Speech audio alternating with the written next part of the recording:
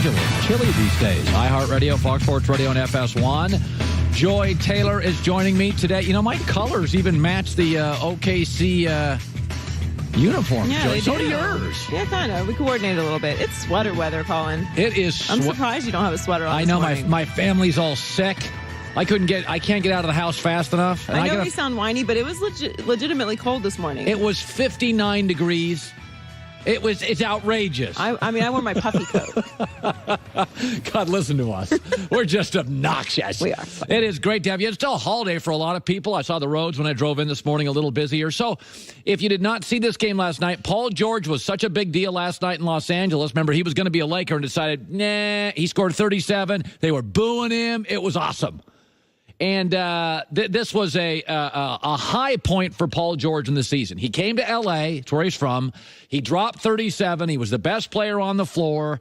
And congratulations. He was so important. They were booing him because he didn't come to the Lakers. And congratulations for that gigantic win in the first week of January. Slow clap for that.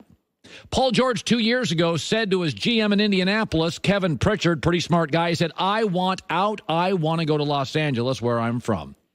And so Kevin Pritchard did the best thing he could for Indianapolis, engineered a trade with Oklahoma City, sent him there, and Paul George still said, I want to be a Laker.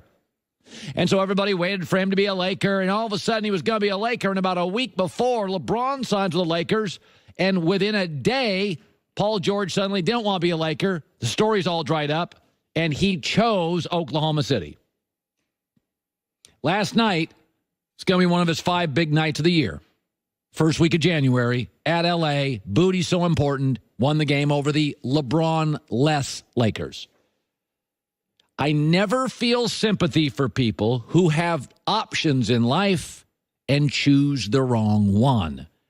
I feel sympathy for people who, because of their circumstances, don't have options. Paul George chose Oklahoma City. Paul George chose Russell Westbrook and LeBron James, where you win titles, you get on television, you'd be in the Western Conference Finals with LeBron, you'd be on television in late May and June, you'd get major endorsements. Dropping 37 would not be a big deal in the first week of January.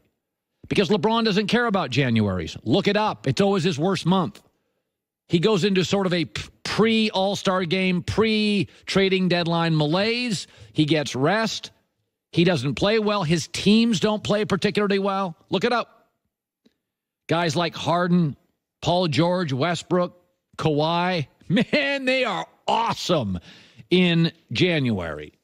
They stack the numbers. They climb in the standings. Kawhi's going to have another big one tonight. He's going back to play the Spurs. He left the Spurs. And Paul George last night, he was big in L.A. In your face, L.A. I'm the man. First week of January. There are players in the NBA I feel sympathy for. Anthony Davis is one. Anthony Davis is going to be a Laker. It's going to take a few months. Maybe it's going to take a year, but he'll be a Laker. He gets drafted by a city that probably shouldn't have a team. And then the way the NBA sort of rigs it and sets it up, you have to sign your first big extension with your team to make the real money. And then you start losing 50 games a year, and you get tired of it because your organization can't get you any good players.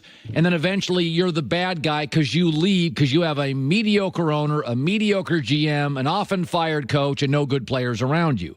That I feel bad for. Paul George, he chose last night. That's what he chose. He chose last night. Because Paul George knows Westbrook is now an aging point guard who can't shoot. And when I say can't shoot, he can't shoot free throws. Westbrook's free throw percentage last 3 years has gone from 80, 75 to 64. So this team has no shot in the playoffs to do anything. And I'll tell you, there's a lot of people that think Paul George won by staying in Oklahoma City. Rob Parker was on our show yesterday. He thinks Paul George is showing LeBron a thing or two. So when he decided that, okay, he wasn't coming, LeBron comes to L.A., he's from Palmdale, not that far from here, right? He decides, okay, he could come back.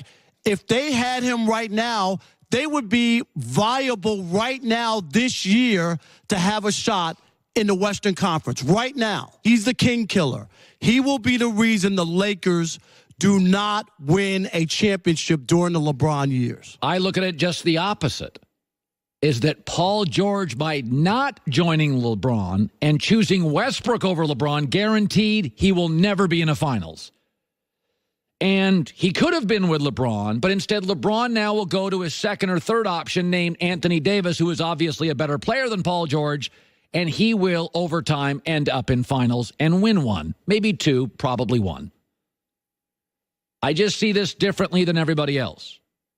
When Paul George chose not to join LeBron, it killed Paul George's chances of not making the finals.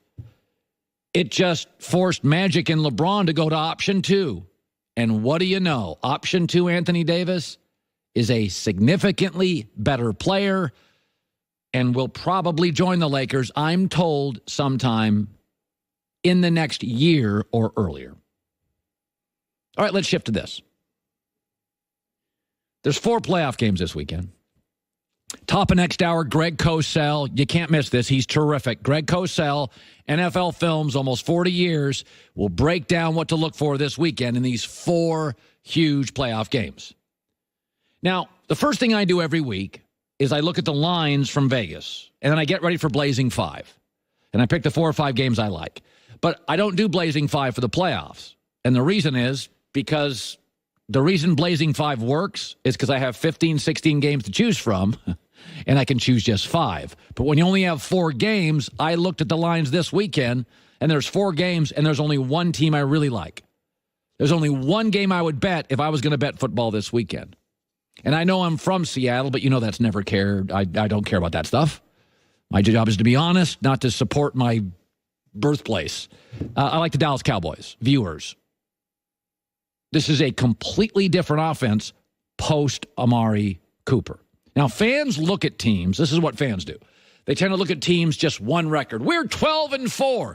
Coaches and GMs do not look at teams that way. They look at teams in quadrants and quarters. For instance, Kansas City's 12-4. Woo! They're 3-3 in their last 6, and 2 of those 3 wins are over the Raiders and a home win in overtime. New England since week 4 is better than Kansas City. But if you look, and this is why I like Dallas, if you look at Dallas like a general manager or a coach would look at Dallas, they should be favored here. Let's look at the first quarter of the season for Dallas. They were 2-2. There was no Amari Cooper. You can see their offense, it just wasn't, they were just not, they were 2-2, and they were struggling with everybody. They struggled with the Giants. They couldn't score against the Seahawks. They shouldn't have beat the Lions. They weren't very good. And then the second 4 games, the next quadrant, they were 1-3. They had Amari for just 1 game. And you can see the offense there. It's still not very good, right? That's not very good. And let's go to the third quadrant.